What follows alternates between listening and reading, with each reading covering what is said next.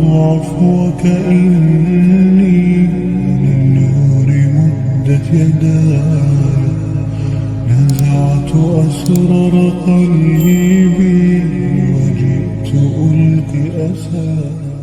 അസ്സലാമു അലൈക്കും. വെള്ളിവെളിച്ചത്തിലേക്ക് സ്വാഗതം. ബിസ്മില്ലാഹി വൽഹംദുലില്ലാഹി വസ്സലാത്തു വസ്സലാമു അലാ റസൂലില്ലാഹി വഅലാ ആലിഹി വസഹ്ബിഹി അൽഫായിസീന ബിർലല്ലാഹ്. കർക്കിടക മാസം വന്നെത്തുമ്പോൾ കോരിച്ചൊരിയുന്ന മഴ, കുളിര്, തണുപ്പ്, ഇതൊക്കെയാണല്ലോ പഴമക്കാരുടെ ഓർമ്മകൾ. പണ്ട് കാലത്താണെങ്കിൽ കുറച്ചൊക്കെ വറുതിയുടെയും ക്ഷാമത്തിൻ്റെയും ഞെട്ടിക്കുന്ന ചില ഓർമ്മകളും. അല്ലാഹു റബ്ബുൽ ഇസ്സത്ത് ക്ഷാമത്തിന് പകരം ക്ഷേമം നമുക്കെല്ലാവർക്കും പ്രദാനം ചെയ്യട്ടെ. ദുആ ചെയ്യാം. മഴയിലൂടെ ലഭ്യമാകുന്ന ജലം നമ്മുടെ ജീവിതാവശ്യങ്ങളിൽ ഏറ്റവും മുഖ്യമായ ഒന്നാണ്. സഅദ് ഇബ്നു ഉബാദ റളിയല്ലാഹു അൻഹു നബി സല്ലല്ലാഹു അലൈഹി വസല്ലമയോട് പറയുകയാണ്, ഇന്ന ഉമ്മ സഅദിൻ മാതത്, സഅദിൻ്റെ ഉമ്മ മരണപ്പെട്ടിട്ടുണ്ട്. വഅയ്യു സദഖത്തി അഫ്ളു, ഏറ്റവും ശ്രേഷ്ഠമായ ഒരു സദഖ എന്താണ്? ഖാൽ, നബി തങ്ങൾ പറഞ്ഞു, അൽമാഉ, ജലമാണ്, വെള്ളമാണ്. ഖാൽ ഫഹഫറ ബിഇറൻ, അങ്ങനെ സഅദ് റളിയല്ലാഹു അൻഹു ഒരു കിണർ കുഴിക്കുകയാണ്. വഖാല ഹാദിഹി ലി ഉമ്മി സഅദിൻ, എന്നിട്ട് അദ്ദേഹം പറഞ്ഞു, ഇത് സഅദിൻ്റെ ഉമ്മയ്ക്കുള്ളതാണ്. ഈ വെള്ളം ആ ഉമ്മയ്ക്ക് എത്ര പ്രയോജനകരമായി എത്തിക്കൊണ്ടിരിക്കും. ഈ ഹദീസ് അതല്ലേ സൂചിപ്പിക്കുന്നത്. വെള്ളത്തിൻ്റെ ഗംഭീരതയും ഗൗരവവും അതിൻ്റെ പ്രത്യേകത തന്നെയാണല്ലോ അമിതോപയോഗം തടയണമെന്ന മതത്തിൻ്റെ നിർദ്ദേശത്തിൽ നിന്നും നമുക്ക് മനസ്സിലാകാൻ കഴിയുന്നത്. അബ്ദുല്ലാഹി ഇബ്നു അംർ റളിയല്ലാഹു അൻഹുവിൽ നിന്ന് നിവേദനം ചെയ്യുന്ന ഒരു വചനം ശ്രദ്ധിക്കാം. നബി സല്ലല്ലാഹു അലൈഹി വസല്ലം മർറ ബി സഅദിൻ, നബി സല്ലല്ലാഹു അലൈഹി വസല്ലം തങ്ങൾ സഅദ് എന്നവരുടെ സമീപത്തുകൂടി നടന്നു. വഹതവല്ലു, മഹാനവറുകൾ ഒളു ചെയ്തുകൊണ്ടിരിക്കുകയായിരുന്നു. ഫഖാൽ, നബി തങ്ങൾ പറഞ്ഞു, മഹാദ സർബു, എന്താണ് ഈ അമിതോപയോഗം? ഫഖാൽ അഫിൽ വുളൂഇ ഇസ്രാഫുൻ, സഅദ് എന്നവർ ചോദിച്ചു, വുളൂഇൽ ഇസ്രാഫ്, അമിത ഉപയോഗം വരുന്നുണ്ടോ? ഖാല നഅം, പ്രവാചകൻ പറഞ്ഞു, ഓ ഉണ്ടല്ലോ.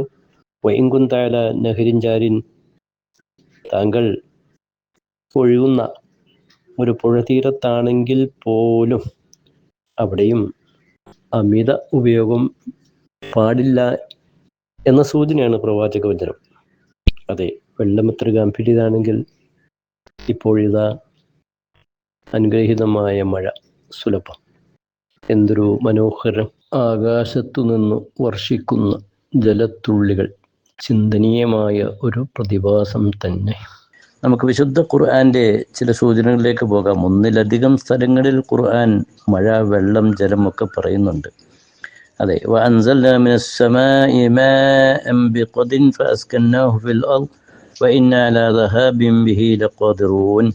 ആകാശത്തു നിന്നുകൊണ്ട് മഴയെ വർഷിപ്പിച്ചു, ഒരു നിശ്ചിത അളവിൽ അതിനെ നാം ഭൂമിയിൽ നിക്ഷേപിച്ചു, അതിനെ വേണ്ടെന്ന് വെക്കാനും നാം കഴിവുള്ളവരാണ്.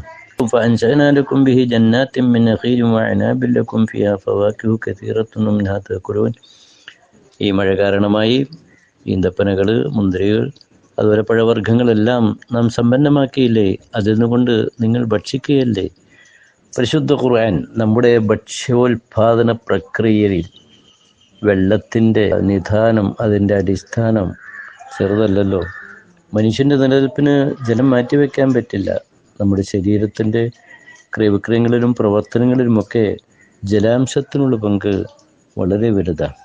യഥാർത്ഥത്തിൽ ജലത്തെക്കുറിച്ച്, ആകാശത്തെക്കുറിച്ച്, ഭൂമിയെക്കുറിച്ച്, അതിൻ്റെ മഴകളെക്കുറിച്ചൊക്കെ കണ്ടെത്തലുകളുമൊക്കെ ഇതൊരു അത്ഭുതകരമായ ഇലാഹി അനുഗ്രഹമാണ് എന്നതിലേക്കാണ് കാര്യങ്ങൾ എത്തിക്കുന്നത്.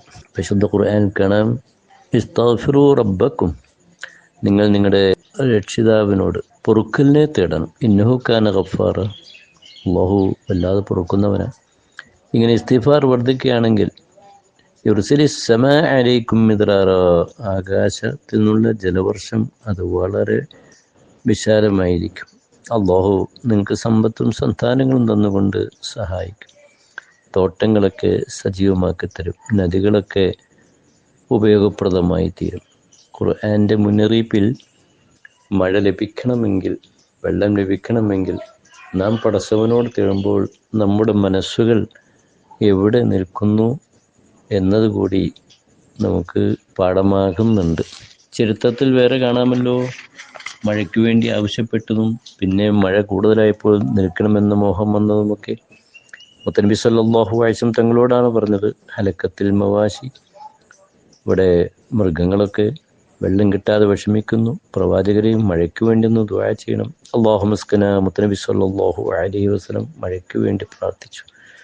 പിന്നീട് ദിവസങ്ങൾ കഴിഞ്ഞപ്പോൾ പ്രവാചക സന്നിധിയിൽ വന്ന ആവശ്യം എന്താണ്?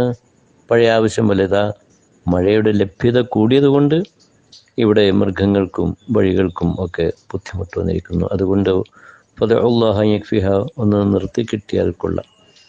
അപ്പോൾ മുത്തനബി സല്ലല്ലാഹു അലൈഹി വസല്ലം തങ്ങൾ മഴ നിർത്താനല്ല ദുആ ചെയ്തത്. ഫറഫ റസൂലുള്ളാഹി സ്വല്ലല്ലാഹു അലൈഹി വസല്ലം യദൈഹി യഖൂൽ അല്ലാഹുമ്മ ഹവാലിനാ വലാ അലൈനാ, പടച്ചവനെ ഈ മഴ മറ്റു ഭാഗങ്ങളിലേക്കൊക്കെ മാറി വർഷിക്കട്ടെ, ഇവിടെ ഇപ്പോൾ ആവശ്യത്തിനായി എന്ന അർത്ഥത്തിൽ.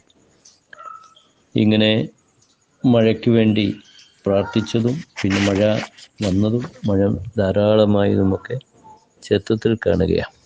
മുത്തനബി സല്ലല്ലാഹു അലൈഹി വസല്ലം തങ്ങൾ മഴ കിട്ടുമ്പോഴൊക്കെ അല്ലാഹുവിനോട് ദുആ ചെയ്യുകയാണ് ഉണ്ടായിട്ടുള്ളത്. മഹലിയിൽ കാണാം, ദുആ സുന്നത്തുള്ള 4 സ്ഥലങ്ങളെക്കുറിച്ച് പറയുന്ന കൂട്ടത്തിൽ വനുസൂലിൽ ഗൈസി, മഴ ഇറങ്ങുമ്പോഴും മഴ വർഷിക്കുമ്പോഴും അങ്ങനെ കാണാം. പ്രവാചക പ്രാർത്ഥനയിൽ കാണാം, അല്ലാഹുമ്മ സയ്യിബ്ന, പടച്ചവനെ നല്ല രീതിയിൽ ഉപകാരപ്രദമായ നാഫിയൻ, ആ രീതിയിൽ ഞങ്ങൾക്ക് മഴ വർഷിക്കണേ എന്ന് ഉള്ള പ്രാർത്ഥനയാണല്ലോ ഉള്ളത്. കാറ്റും വെള്ളവും എല്ലാം ഈ പ്രകൃതിയിലുണ്ടാകുന്ന അനുഗ്രഹങ്ങൾ, അതെല്ലാം മനുഷ്യന് ആവശ്യം തന്നെയാണ്, പ്രകൃതിയുടെ നിലനിൽപ്പിന് വേണ്ടതുമാണ്.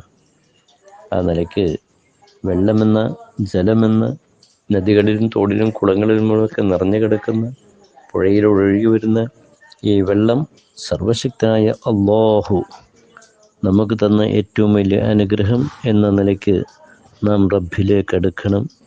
ഇതേ ജലത്തിലൂടെ തന്നെ ശിക്ഷകളും ഇവിടെ നടന്നതും ചരിത്രത്തിൽ നാമൊക്കെ കേട്ടിട്ടില്ലേ?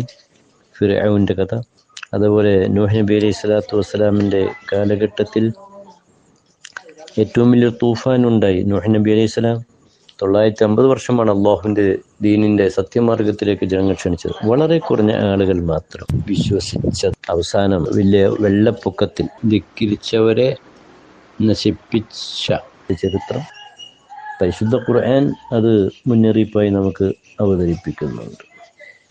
അതേപോലെ തന്നെ ഞാനാണ് ഏറ്റവും വലിയ രക്ഷിതാവെന്ന വീരവാദം മുഴക്കിയ ഫിർഔനും സംഘത്തെയുമൊക്കെ പല പരീക്ഷണങ്ങളും അല്ലാഹു നൽകി.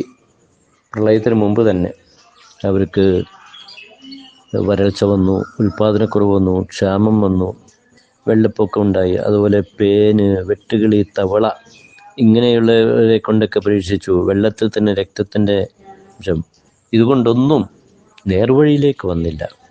ഏറ്റവും അവസാനമാണല്ലോ മൂസാ നബി സ്വല്ലല്ലാഹു അലൈഹി വസല്ലമിനോട് അല്ലാഹു രാത്രി പുറപ്പെടാൻ വേണ്ടി കൽപ്പിച്ചത്. അങ്ങനെ ആ യാത്രയിൽ ഫലസ്തീനിലേക്കായിരുന്നു ലക്ഷ്യം. കടൽ തീരത്തെത്തി സമുദ്രം മാറി നിന്നോട്ട് 2 ഭാഗത്തേക്ക് മൂസാ നബി രക്ഷപ്പെട്ടു. ഇതറിഞ്ഞുകൊണ്ട് ധിക്കാരിയായ ഫറോവ അവിടെ എത്തി പിളർന്നു നിൽക്കുന്ന സമുദ്രത്തെയാണ് കണ്ടത്.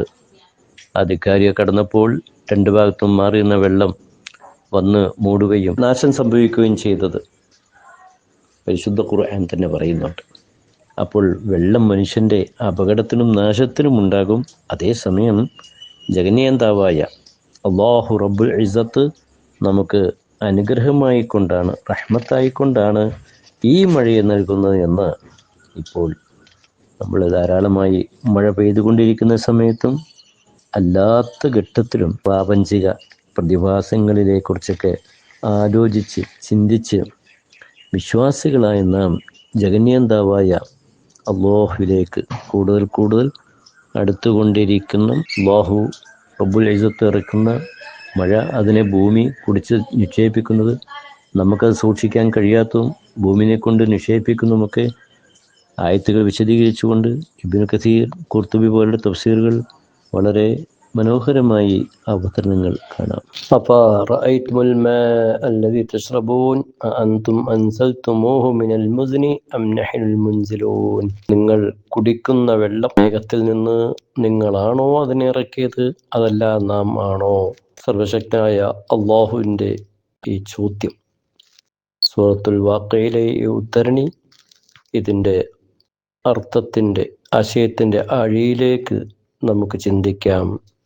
ജഗന്യന്താവായ അള്ളാഹു ചിന്താശക്തിയുള്ള നല്ലവരിൽ നാം ഏവരെയും ഉൾപ്പെടുത്തി അനുഗ്രഹിക്കട്ടെ. വആഖിറു ദഅവാന അനിൽ ഹംദുലില്ലാഹി റബ്ബിൽ ആലമീൻ.